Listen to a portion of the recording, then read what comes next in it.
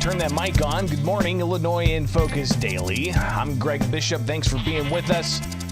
Governor J.B. Pritzker still putting messaging out there. It's got some people thinking he is being vetted, even though earlier in the week he said that he hadn't received vetting material. Welcome into it. The latest on VP Watch. I'm Greg Bishop with Illinois in Focus Daily. Like, subscribe, hit the notification bell, and wake up with us each and every weekday morning. If you go to thecentersquare.com, you'll see reporting that says, despite reports, Pritzker denies being contacted about running for president. And this is based off of the Morning Joe program with Joe Scarborough on MSNBC. And here he is being asked directly whether or not he has received vetting material from the Harris campaign. Governor Pritzker, you, of course, endorsed Vice President Harris yesterday. Have you received any vetting materials from her campaign about possibly being her running mate? No. And if you do, would you be interested in the job? Look, I love being the governor of the state of Illinois, and I've been out on the campaign trail fighting hard for Democrats to win. I was in Indiana and Ohio last week. I'm going to be in Tennessee and Arizona. I, as you know, started an organization called Think Big America that's fighting for reproductive rights.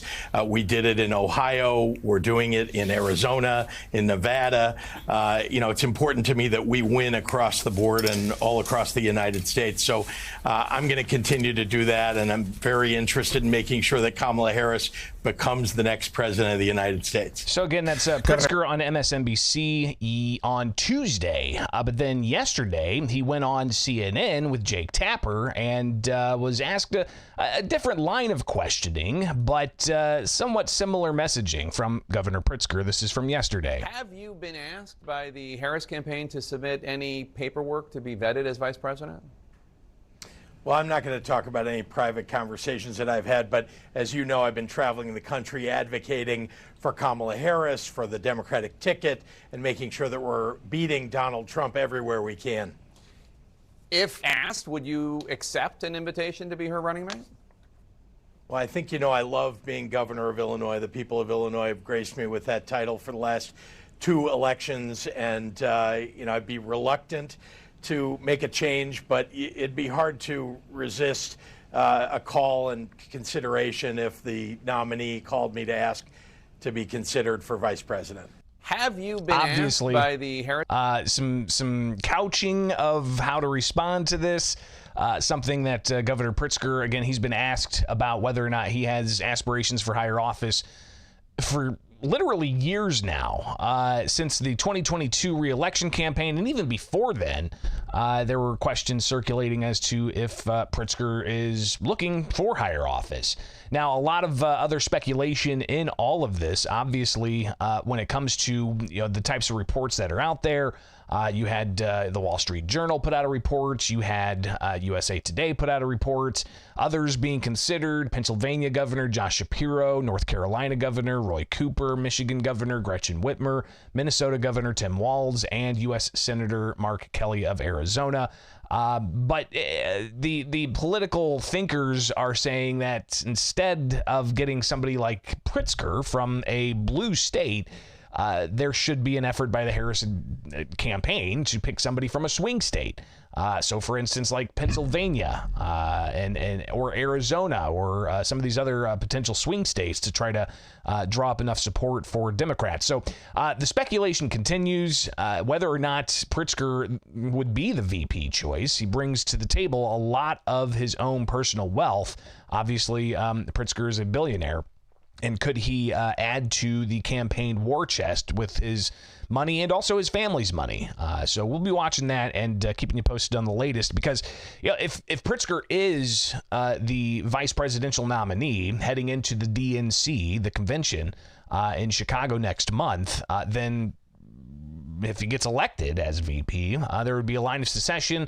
Lieutenant Governor Juliana Stratton would then become governor, and then there's obviously a line of succession thereafter in Illinois, which includes the Attorney General and the Secretary of State and so on. So we'll be watching all of this as it does impact the state of Illinois. Governor Pritzker will be at two events today. He's got one with Chicago officials, police officials, FBI officials, I believe Secret Service as well, where they're going to talk about. And again, all indication, the Center Square credentialed to be on the ground there. We'll bring you updates all throughout the convention.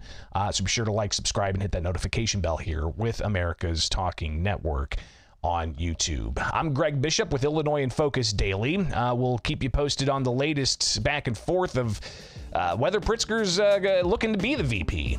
But he says he enjoys being governor and will continue on in that capacity.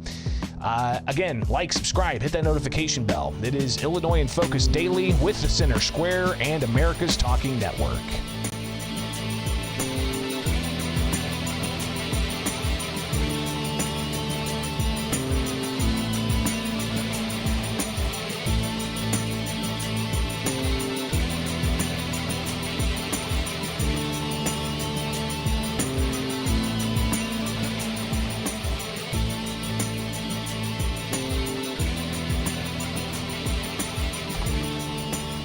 You all have sunk the Democratic Party.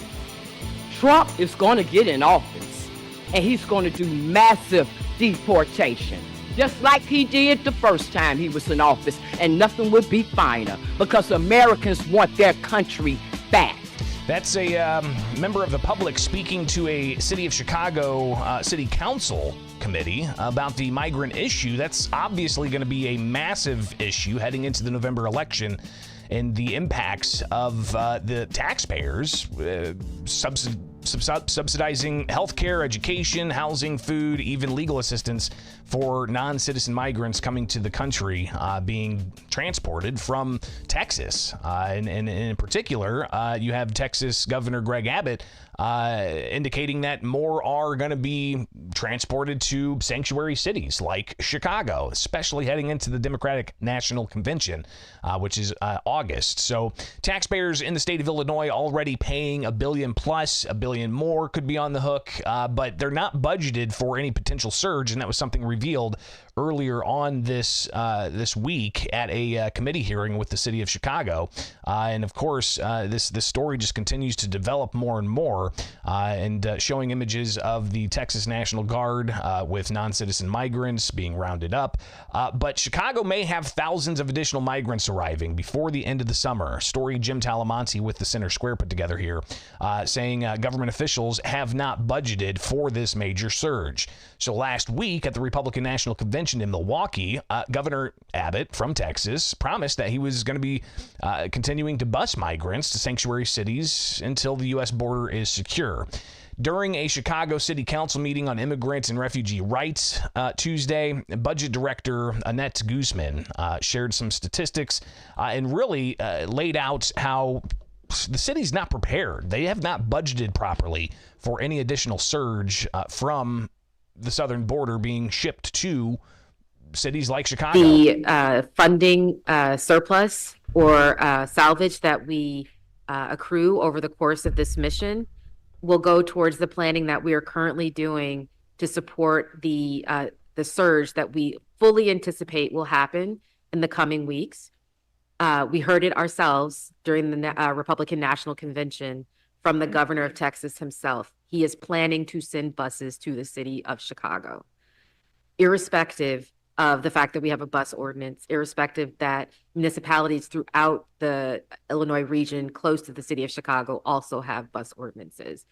And so that surge isn't currently funded, but we anticipate working with our state and county and partners that the salvage that we are accruing right now will be able to cover the surge that we anticipate happening in a couple of weeks. Just curious, given that the expected surge that I believe was budgeted for. No, the surge was not budgeted for. My understanding when we went through these conversations was that there was an expectation that over the summer we would need more capacity, and that was baked in to the budget. So help me out here. No, so the surge that we anticipated is above and beyond the model that the state, county, and the city put together. So early this year, we came up with a model of 15,000, 13,000, 7,000 beds over the course of 2024 to follow what we thought was going to be the trajectory of the number of new arrivals coming to the city. And that's what the budget was based on. We have anticipated through discussions with people at the border, also what we see happening at the border, and the comments made by the governor of Texas that we would need upwards of 25,000 beds. And so the delta between the 15 and the 25 is the surge, and that was not accounted for in the budget. Right, but we're a third of even where we were budgeting in, right? Right. So we have shelter capacity with open beds because of what was budgeted for. And that would be, let's say we did see a sudden surge, I think we'd go to those beds first. When those are maxed out, then we've built out like an additional 9,000 beds. 5,000 that would be city run, and then another 4 that would be state and county potentially. That's what the additional funding is for. And I should just say, again, there's no coordination with the state of Texas, but at our height in October, November, December, we were seeing arrivals about 2,000 a week. So if you can imagine, if you receive the same amount in the next few weeks, how quickly those 5,000 beds would go that we currently have, actually less than 5,000 beds, and the need for additional beds on top of that. So clearly, the city of Chicago has not anticipated a 10,000 person surge that they expect could be what heads towards Chicago just before the Democratic National Convention, and what that means for capacity at shelters they already have in place, and so on. During that same committee hearing, there were public speakers. Some spoke about the need for more bilingual workers. Some spoke about the need for more work permitting. Others discussed the eviction process, advocating one way or the other. But you also had several members of the black community get up, one wearing a Make America Great Again hat, another one, I believe this is Jessica Jackson, speaking to the committee, how she says that the community is fed up with what's happening. You all have sunk the Democratic Party. Trump is going to get in office, and he's going to do massive deportation, just like he did the first time he was in office, and nothing would be finer because Americans want their country back. Americans are not interested in turning over all our tax dollars, our hard work, to a bunch of illegal immigrants, for which most of them are extremely ungrateful. They're disrespectful. They act like we got to answer to them. But Trump don't straighten it all out because we told y'all to stop this illegal immigration, and you let Rosa cheat the whole city. And you'd be surprised how many people around the town talk about Rosa and what he did and block that sanctuary city vote. And then he gets to parlay in here like he the man. He then cost all of y'all your seats. Federal and locally, we're going to get you too. So watch that. Again, that's a citizen addressing the council, saying that she believes Trump is going to get in. And also blasting city officials for blocking a non-binding resolution that voters could have had a chance to voice their thoughts on whether or not Chicago should remain a sanctuary city, a welcoming city, and whether the state has the Trust Act. We've talked about this as well. If Trump does get elected, the state has the Trust Act, which prevents local and state police from assisting and enforcing immigration detainers if that's the sole thing against somebody. Now, if they're picked up on, drunk driving, or if they're picked up on any other crime, then they can assist in that, I think, if I look back at some of the language of the Trust Act. But if it's solely for an immigration detainer issued by the government, then local and state police in Illinois won't assist in that. And how that impacts everything, of course, that's what some would see as a sanctuary state policy. But Professor Jason Hill from DePaul University, a migrant from Jamaica, he said that this current situation is very tumultuous, and it's because of bad policies and bad focus and priorities that leaders in this space are the track they're taking on this. Our infrastructures are being taxed when you have in certain states, welfare benefits being given to migrants that are being deprived of, I would call foundational Americans who have been here, who were born and raised here. There is an asymmetry and something ethically untenable about that state of affairs. Clearly, a lot more to be said about this, especially heading into the November election. You've got Donald Trump, the Republican candidate, who has clearly made this an issue all throughout. Even in 2016 when he ran, this was an issue that he made. So now, after 3.5 years of Biden-Harris policies at the southern U.S. border, now looking to Harris being the presumptive nominee until the DNC actually gives their grace there. She's going to have a lot to answer for when it comes to the open border policies Republicans are critical of. So a lot more to come here on this issue. Of course, it drives taxpayer spending with subsidies going to health care, to housing, school, food, legal assistance, and more. The taxpayer cost continues to mount.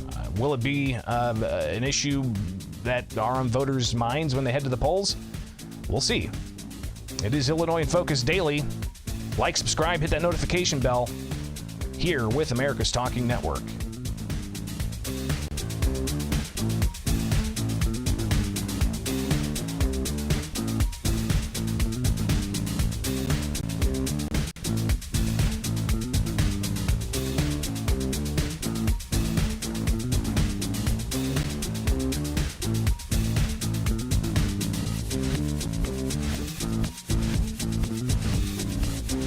A Second Amendment advocate says the lawsuit Chicago has against Glock is misguided and likely unconstitutional. Alan Gottlieb from the Second Amendment Foundation, I chatted with him yesterday to get his reaction to the city of Chicago expanding their lawsuit against Glock. Welcome back. It's Illinois in Focus Daily. I'm Greg Bishop. Be sure to like, subscribe, hit that notification bell each and every morning, waking you up here with Illinois in Focus. Giving you stuff you need to know to get your day started. So obviously yesterday we talked about this in part with the city of Chicago suing the manufacturer Glock and saying that the switches, the Glock switches that aren't manufactured by Glock, it's just colloquially what they're called. They're also known as auto sears. These switches, they say, Glock is ultimately allowing for because the way they manufacture their firearms. And if you track me on X, you can see the story I put together about gun rights group Chicago's expanded lawsuit against Glock misguided. But I do want to read through this a bit so that you can better understand some of the language that was being used in the lawsuit that Chicago filed. So Chicago expanding its lawsuit against Glock manufacturer, but a gun rights group says that's misguided. So last year, Governor Pritzker enacted a measure allowing lawsuits against the firearms industry, allegedly making the community less safe. The National Shooting Sports Foundation challenged that state law. The state said nobody had been harmed and asked for the case to be dismissed. A ruling's pending on whether to enjoin the law or dismiss the case. Now, separately, earlier this year, the city of Chicago used the state law to sue Glock, alleging that the company made semi-automatic handguns that can be made full auto with aftermarket parts that Glock does not manufacture.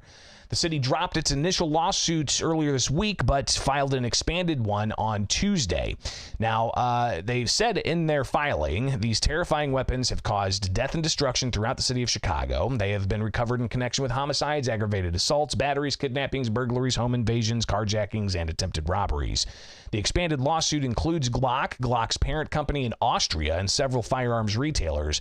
And they acknowledge that the so-called auto sear or Glock switch is not manufactured by Glock. They say in their suits, many auto sears are even sold with the Glock logo printed on them, even though Glock does not manufacture them. Glock has been warned by the Bureau of Alcohol, Tobacco, and Firearms Explosives about the gun's design and knows it could fix the problem, but has chosen not to, putting profits over public safety and violating the law. So again, I chatted with Second Amendment Foundation's Alan Gottlieb yesterday and got his initial reaction to the lawsuits. Well, it's Illinois law that allows Chicago to sue Glock and gun stores is absurd.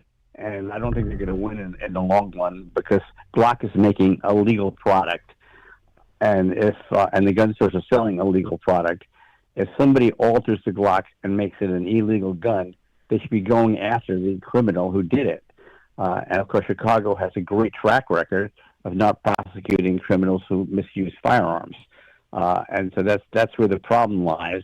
And going after the industry is solely being done because they want to put gun manufacturers out of business. The suit goes on to lay out a variety of different arguments, including saying that Chicago has an epidemic of gun violence, but Glock and the defendants are making it worse. They go on to say, here's a quote from the lawsuits, the easily modified Glock pistols sold and promoted by defendants are sought by criminals because with the addition of a simple switch, they are capable of military-grade firepower, killing and injuring higher numbers of victims and increasing the terror felt by ordinary Chicagoans. The city also alleged that the switches can make Glock handguns fire at a rate of 1,200 rounds a minute. Alan Gottlieb reacting to that as well, and just how far this lawsuit or these types of lawsuits could possibly go. Well, it's Illinois law that allows Chicago to sue Glock and gun stores is absurd. And I don't think they're going to win in the long run because Glock is making a legal product. And if and the gun stores are selling a legal product, if somebody alters the Glock and makes it an illegal gun, they should be going after the criminal who did it. And of course, Chicago has a great track record. And well, I think nobody in the gun industry or firearms dealers is safe because, quite honestly, they could say any gun used in a crime, they could go back after the gun manufacturer, the gun store that sold it. Now, again, I want to emphasize these are legal products. If people then take these products and break laws and alter these firearms to make them illegal, they should be going after those people who do that.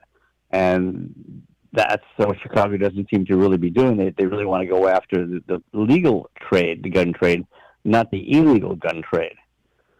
Greg, if I could just add something here. In their complaint, they're talking about how if these guns are altered illegally, they can then fire 1,200 rounds a minute. Well, that's sort of a little false statement because there's no magazine that holds 1,200 bullets. So what they're trying to say here is that if, in fact, you had a 1,200 round magazine, which doesn't exist and isn't legal to sell in Illinois, then maybe you could fire 1,200 rounds a minute. But if you had to stop after firing 10 rounds and reload a magazine, there's no way in a minute you could fire 1,200 rounds. So again, they use this hyperbole to, quote-unquote, go after people and make these charges in their complaints, which are absurd. So Gottlieb ultimately firing back, no pun intended, to some of the rhetoric that's used in the lawsuit. So amid the 3-count lawsuit alleging unreasonable sale, manufacture, and or marketing of firearms, unfair practices, and deceptive practices, the city is seeking that the court block Glock and other defendants from selling their firearms to non-law enforcement Chicago residents. They also want court order controls over the company and fines and costs of investigating and filing the lawsuit. They say in their lawsuit, by choosing to continue selling and marketing its easily modified pistols to Chicago non-law enforcement consumers, including through irresponsible dealers, and refusing to implement simple changes to the pistol design, Glock has violated numerous obligations under municipal law, the city says. But Gottlieb warned against actions of limiting handguns that are popular with law enforcement, saying ultimately... That's a great question. Obviously, if law enforcement is using Glocks and they put Glock out of business, they've taken away the primary firearm that their police use to protect people with. Again, there are these unintended consequences to some of these lawsuits. You know, I've been talking to the firearms industry. Maybe what you should do for cities like Chicago is don't sell their police firearms so they can't have them to start with as a retaliation back. These are legal products, and obviously if the police use a Glock, it's because it's a decent firearm to use, and they want to use it. Why aren't they suing the Chicago Police Department for using Glocks?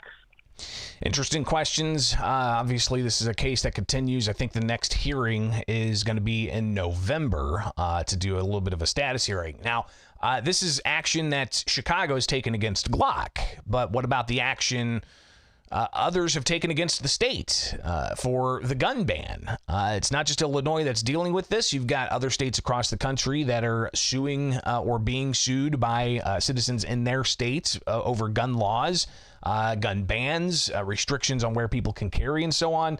Gottlieb, he lays out just an overview of sorts of where we're at right now across the country with gun litigation and the Second Amendment rights that he says are being challenged by government with these laws, and how Illinois plays a role in all of that. Well, there's a handful of states in the country that are extremely anti-gun and attack gun rights almost on a daily basis. Unfortunately, Illinois is one of them. And so there's a whole slew of suits filed in the state of Illinois, and eventually they're going to work their way up the court system, and one of those, I believe, is going to get to the United States Supreme Court and shut down what Illinois is trying to do. And we'll be tracking it all, including unpacking some of what to expect heading into the September 16th bench trial in the Southern District of Illinois Federal Court, where Judge Stephen McGlynn will hear both sides with the eye on final judgment, which then that would have to go to the appeals court and then possibly up to the U.S. Supreme Court. But there could be other laws across the country challenged in the courts that make it up to the U.S. Supreme Court before Illinois' case. So we'll be watching that. Like, subscribe, hit that notification bell. Join us each and every weekday morning. It is Illinois in Focus Daily. I'm Greg Bishop with the Center Square and America's Talking Network.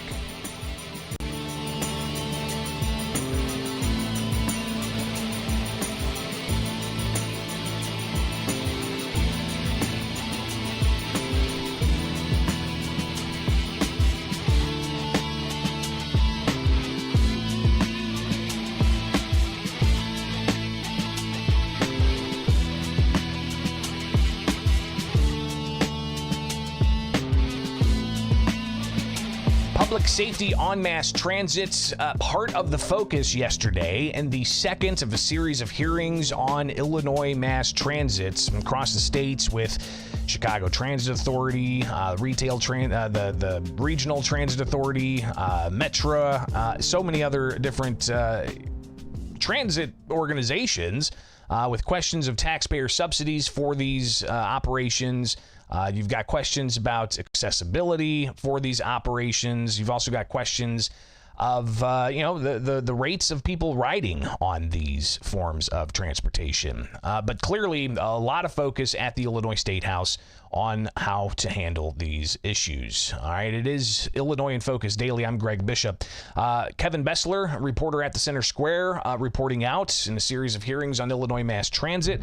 You've got public safety being in the spotlight yesterday. The Senate Transportation Committee holding hearings around the state to focus on several aspects of mass transits, with the latest hearing dealing with the state of transit and accessibility and equitability. Now, at the public hearing, mass transit users encouraged to speak up on a variety of issues and safety and cost. State Senator Michael Hastings, he had a moment to ask questions of the Chicago Transit Authority's Dorval Carter Jr., and this is how that played out with questions about public safety on mass transit, especially the Chicago Transit Authority. My last question is, Mr. Carter. I take, when I'm in the city, I take the L, which is awesome. It's a great transportation line. Safety is a concern. You see in the news story about maybe in a subway station, someone getting beat up, someone getting killed, someone getting pushed onto a track. What are we doing to address safety? Because accessibility directly relates to safety. How do you ensure that riders feel safe? Well, as you know, the Chicago Police Department provides the policing for the Chicago Transit Authority, and then there are also a number of suburban suburban police forces that deal with some of the suburban areas. The truth of the matter is that crime is down on CTA. I think it's also important to remember that we're carrying 1 million people a day. And in that, you are going to find issues that ultimately are unacceptable by me or by our employees or by anyone else. Having said that, the perception of crime is the problem. There are a number of things that we have done. There's new technology that we're implementing that allows us to be able to detect weapons and other things on our system. There is increased security presence that we have added to the system to try to provide more eyes and ears to support it. And obviously we continue to work with the Chicago Police Department themselves about having greater visibility from the police on our system. The final point that I'll mention is something that actually is sort of an outgrowth of legislation that the state passed just recently about code of conduct and banning people from our system. We have put in place the procedures in accordance with the law to allow us to start removing people or restricting people from using our system who engage in inappropriate conduct. We're working very closely with the legal system to effectuate those situations so that we can, in some way, deal with the fact that if there are people who just do not want to engage in our system in an appropriate way, that there are consequences for that, even above and beyond what the justice system may vet out in terms of other actions that can be taken. So the CTA president saying there that, yes, of course, it's an issue, but he says that crime's down on CTA. And he also, here in a bit, reacts to some criticism about that, saying, well, listen, we can't have cops everywhere. We've got a chat bot people can use to report things. So we'll hear a little bit about that, but before, to the issue of crime rates being down, Democratic State Senator Laura Murphy from Des Plaines, well, she was pretty pointed in her questioning here. I can appreciate your statistics, but I don't have a lot of faith in that. I'm going to share, if your indulgence, Mr. Chairman. In the last 14 months, I myself have ridden the Blue Line 3 times. Each experience, someone was either smoking or disruptive in the car. You move cars, and there's the same behavior that's occurring. There was at least one occurrence in each of those rides, and some more, of I felt unsafe. And even though I had a 6'2", 240-pound football player with me, we still felt unsafe. So I'd like to suggest that that's the experience that a lot of suburban commuters are experiencing, and why we are back in our cars, even though the Kennedy is a terrible experience and takes up twice the amount of time, but at least I know I'm safe in my own car. And that is the mindset of significant passengers from the suburban communities that are not riding the CTA. And now we're going to expect a huge amount of tourists that are going to be coming to our city. And I'm hoping we start to see some of those Chicago police officers, because I've yet to see one in the last 14 months that I have ridden that. So, and the amount of crime that you report is a reduction. Nobody reports those incidents of uncomfortable, of being harassed, of being accosted.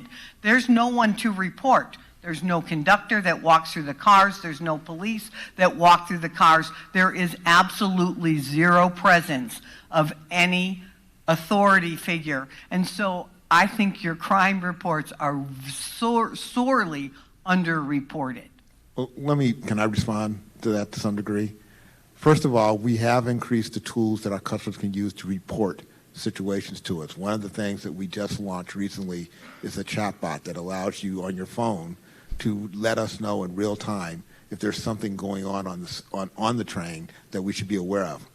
We also obviously recognize that there are ongoing issues with regards to behavior on CTA. I can tell you that that's not unique to CTA. It is something that is experienced everywhere. I can't sit here and give you a solution to that problem, as much as I would like to. I have way too many cars. I have over 2,000 rail cars. I have almost the same amount of buses. I have my employees, the union that's represented here, which will tell you the same thing, that they are very concerned about safety on CTA. The point is that there needs to be an aggressive societal approach to this problem. It isn't a problem that CTA solves by itself. There aren't enough police officers in the entire city of Chicago to put on every rail car and have in every location and every bus on CTA. And he goes on to say, it needs to be a societal change until people respect society, I guess. So obviously CTA, RTA, Metra, and other transit agencies, there's conversations about consolidating all of them. You've got a huge fiscal cliff that is being faced that could possibly see some tax dollars plug those holes. Whether or not that's actually going to matriculate out of the Illinois State House, we'll keep an eye on that. But others in the live chat this morning saying that if concealed carry was allowed on public transit, maybe some people would feel safer. But again, in Illinois, that's not allowed. You can't conceal carry on mass transit. There's currently lawsuits challenging that prohibition, but we'll see where that goes. It is Illinois in Focus Daily, each and every weekday morning here. Appreciate you guys being part of the program, and subscribe, hit that notification bell, and join us each and every weekday morning. America's Talking Network, The Center Square, and Illinois in Focus Daily. I'm Greg Bishop. Follow me anywhere. Just search Bishop on Air. You can also email me, gbishop@thecentersquare.com. gbishop@thecentersquare.com. Have a great day.